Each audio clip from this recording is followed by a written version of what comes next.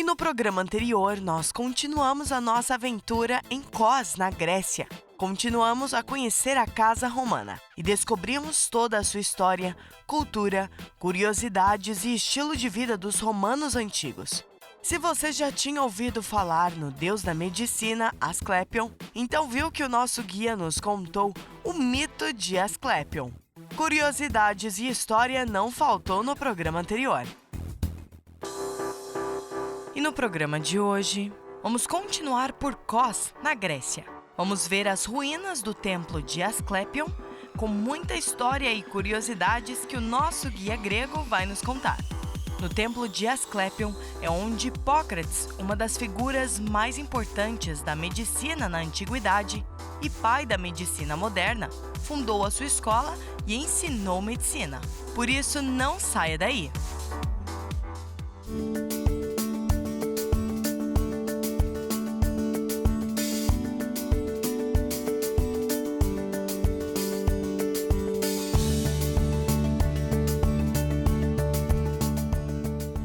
Por volta quando Hipócrates morreu na Grécia continental, numa cidade chamada Larissa, talvez com 90 anos de idade. Nessa época que ele faleceu é quando esse santuário provavelmente foi fundado. Não temos a data exata, mas calculamos que é um pouco antes do 350 a.C. Talvez no 366, quando a cidade de Kos foi fundada. As ruínas que vamos visitar estão organizadas à volta de 4 níveis. Vemos que tentaram dar monumentalidade e construíram esse santuário em 4 níveis, à volta de 100 metros acima do nível do mar. Vamos começar a subir para ver as ruínas do santuário do Asclepio.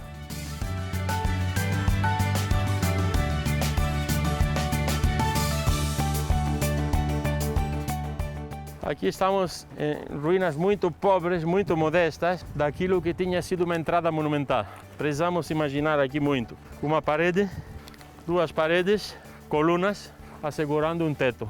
E era como uma entrada monumental que dava acesso ao santuário. Aí estamos fora do santuário. Aí já estamos dentro do santuário.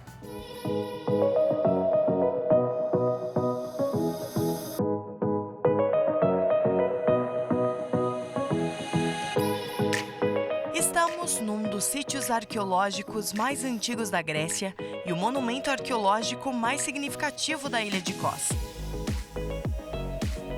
Nos tempos antigos, era o local de culto ao deus Asclepio, bem como um local de cura e ensino de medicina. Aqui é onde Hipócrates, uma das figuras mais importantes da medicina na antiguidade e pai da medicina moderna, fundou a sua escola e ensinou. Ptolomeu I, segundo e terceiro são esses 3 imperadores gregos do Egito que fundaram a Biblioteca de Alexandria. Éramos mais interessados na cultura.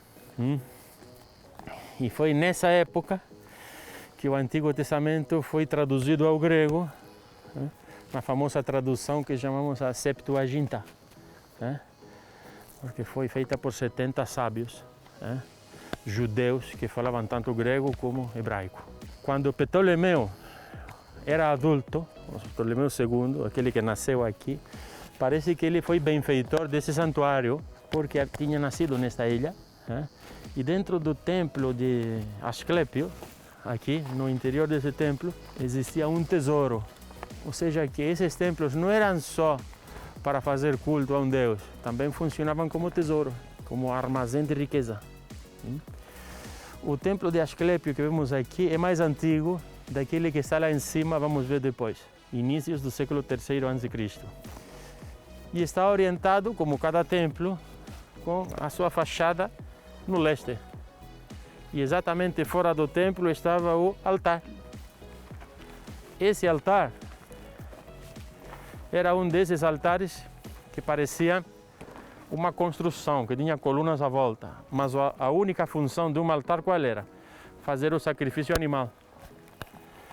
Tínhamos falado que o mundo pagão achava que os deuses estão em cima e que são subornáveis. O mundo pagão achava que os deuses são como nós. Achava que os deuses falam mentiras, que os deuses subornam, aceitam suborno, sentem frio, calor, choram, esquecem. Ou seja, as fraquezas humanas passaram pelos deuses que imaginaram e achavam que é preciso mandar presentes aos deuses. O altar é a peça mais indispensável do santuário grego, não o templo. O templo é um habitáculo de estátua, o altar é onde faziam as cerimônias. Que cerimônias? Sacrifícios animais. No mundo grego separavam carne e couro de gordura e ossos, e os humanos ficavam com carne e couro e os deuses com gordura e ossos. Esse era o contato estabelecido entre humanos e deuses. O presente. Achavam que a fumaça da gordura e dos ossos indo para cima agrada aos deuses. E por que os deuses gordura e ossos? Eles tinham um mito para explicar isso. Diziam que Prometeu, um titã, que preferia os humanos do que os deuses porque amava a raça humana, Prometeu foi convidado a estabelecer a relação entre humanos e deuses. E como ele amava os humanos, separou gordura e ossos, fez uma embalagem bonita, da carne e do couro, que é uma embalagem feia.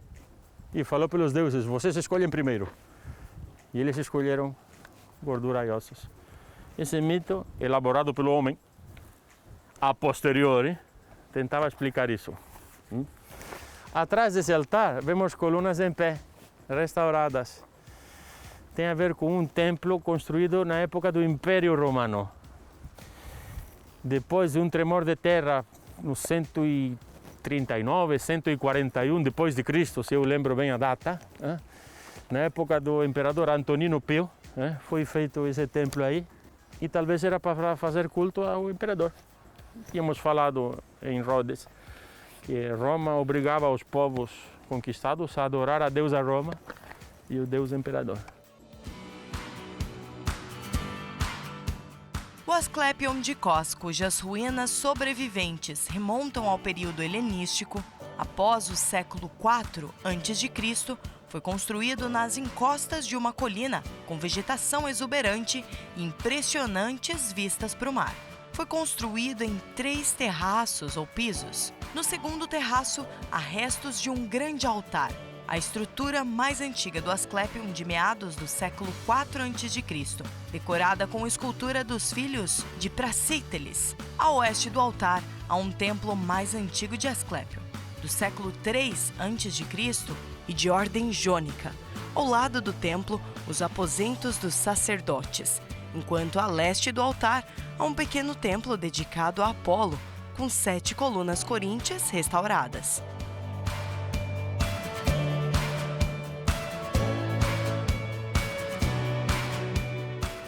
Esta plataforma, que é superior, num princípio eram só árvores. Existia um templo para Asclepio lá embaixo, mas por alguma razão, eles fizeram uma nova terraça aqui artificial para construir um templo maior.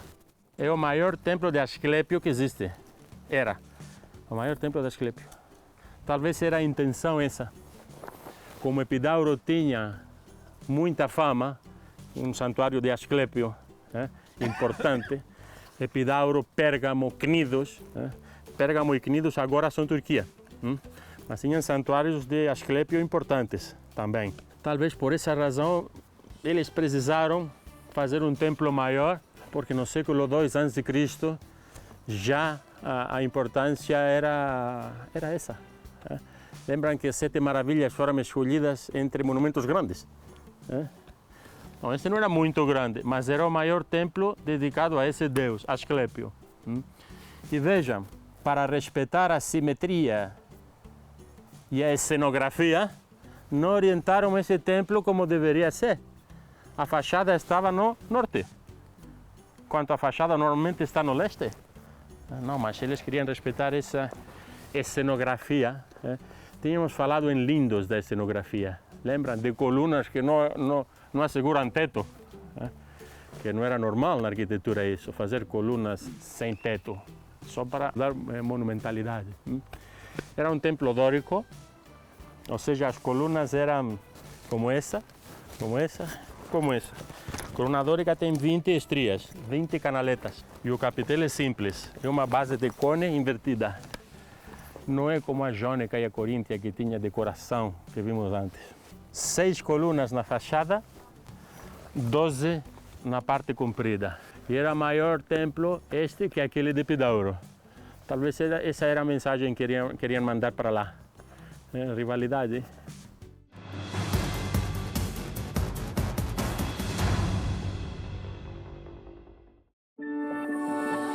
E no programa de hoje, para você que chegou agora, nós continuamos em Kos, na Grécia. Conhecemos os seus pontos turísticos e a sua história juntamente com o nosso guia grego, Temis.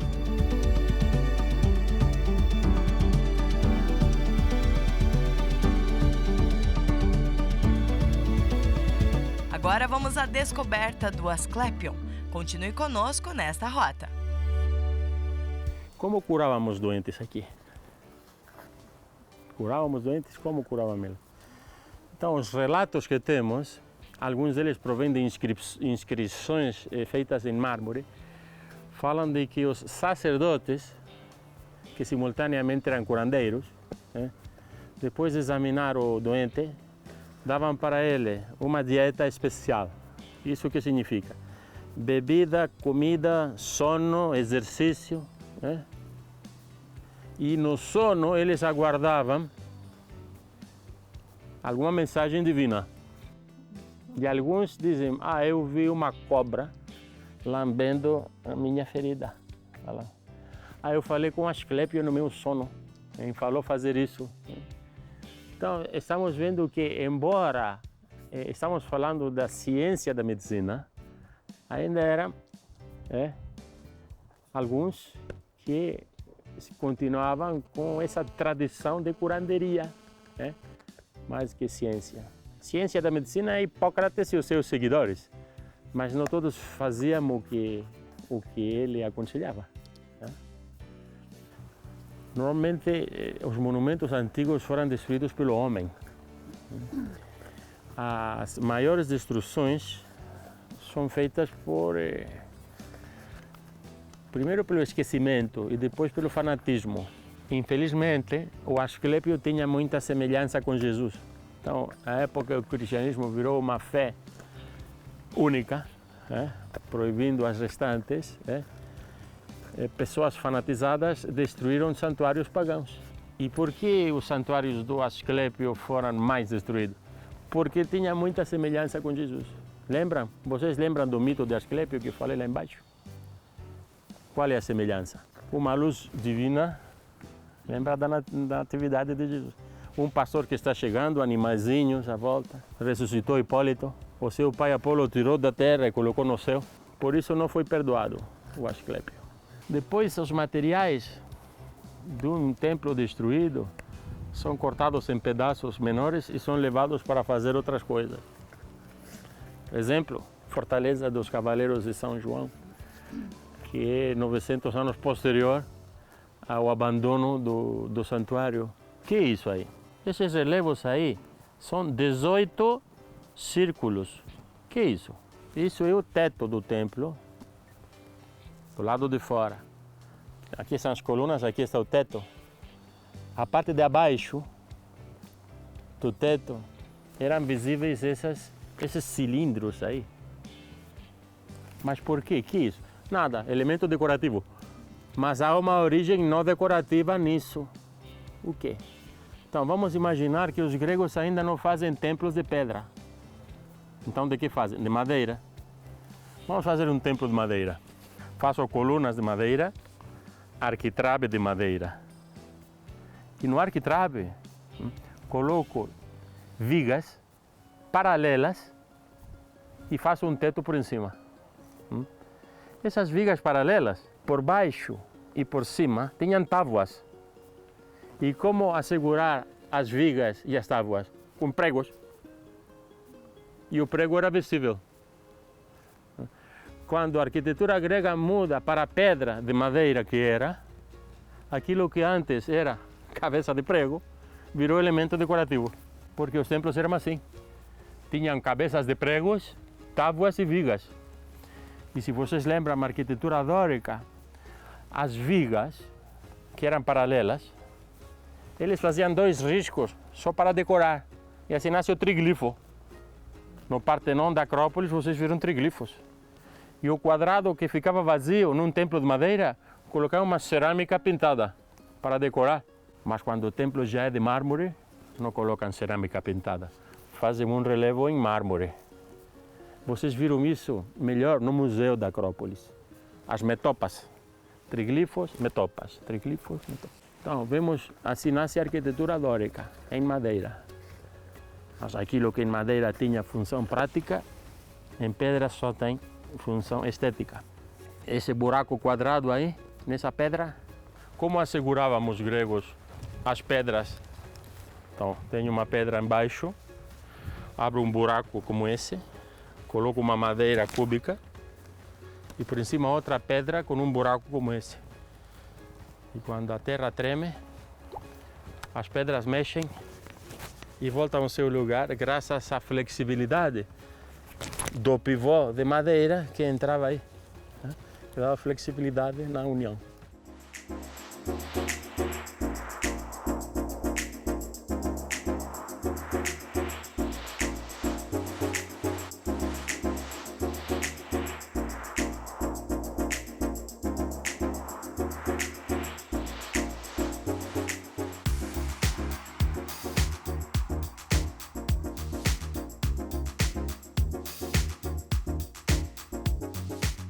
A descoberta de Asclepion foi feita em 1902 pelo arqueólogo alemão Rudolf Herzog e pelo historiador local Jacobus Zarafis, que calculou e indicou a localização correta do santuário. As escavações foram continuadas por Luciano Laurenzi em 1930 e Luigi Marricone, assim como os trabalhos de restauração e reabilitação. Vários objetos provenientes das escavações foram contrabandeados para Roma e Istambul.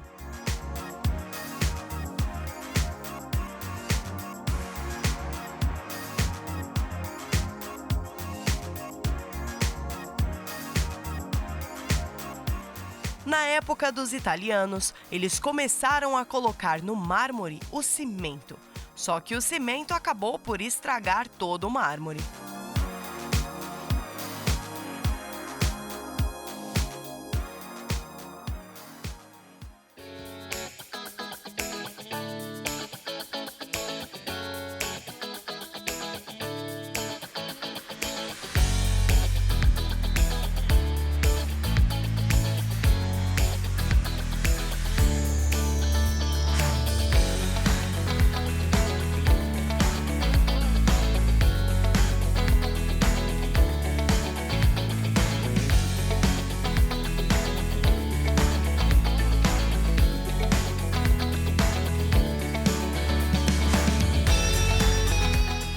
Visita às ruínas do Santuário de Asclepion, vamos em direção ao centro histórico da cidade de Kos, a Praça Eleftherias, ou Praça da Liberdade. Ao darmos uma volta pela praça, você verá um trecho do antigo muro da cidade, datado de 366 a.C. Uma mesquita do século XVIII, cujo minarete caiu no terremoto de 2017, um mercado municipal e outros edifícios do período da ocupação italiana durante a Segunda Guerra Mundial. Aqui também está o Museu Arqueológico de Kos, que recentemente foi reaberto ao público e tem uma extensa coleção de esculturas.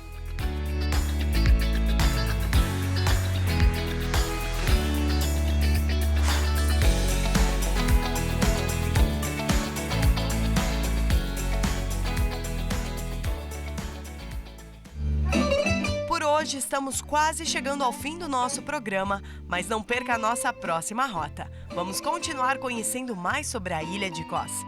Agora convido vocês a ficarem com o momento musical que tivemos no Iate Curiacos. Não saia daí!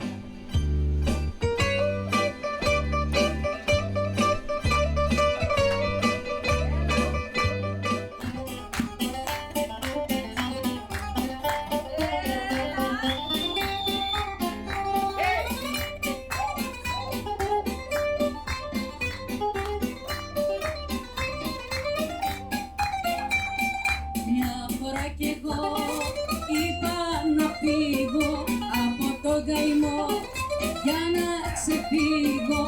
Έτσι είναι η ζωή και πώς να την αλλάξεις. Άλλοι κλαίνε κι άλλοι γελάνε δηλαδή. Έτσι είναι η ζωή και πώς να την ξεγράψεις. Πώς να την ξεγράψεις με μολύβι και χαρτί. Κράτα μου το χέρι, κράτα το παράπονο μου.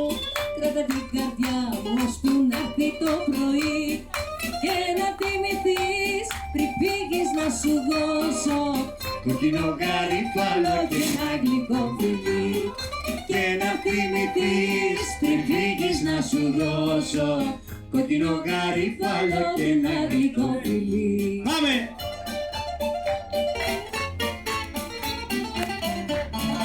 Πάμε τσάρκα πέρα στο Παξετσιφλίκι. Κούκλα μου γλυκιά απ' τη Θεσσαλονίκη. Στην τη βαρκούλα, γλυκιά μου Μαριγούλα, να σου παίξω φίνο μπαγλαμά. Στην δικάκι τη βαρκούλα, γλυκιά μου Μαριγούλα, να σου παίξω φίνο μπαγλαμά.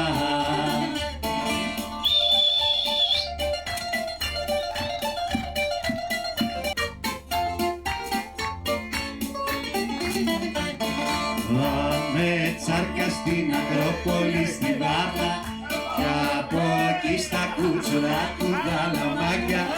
Να σε τρελάνει, να ακούσεις το τζιτζάνι, να σου παίξει φίνο μπαγλαμά.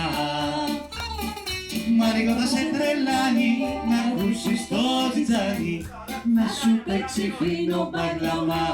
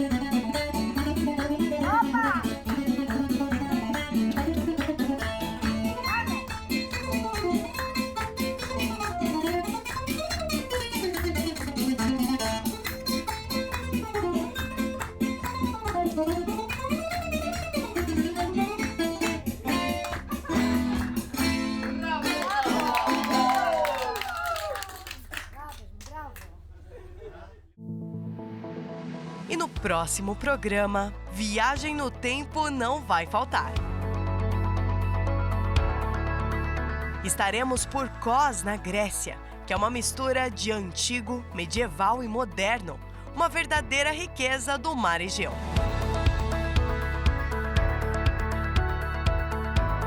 Vamos conhecer o Museu Arqueológico de Kos, por isso não perca!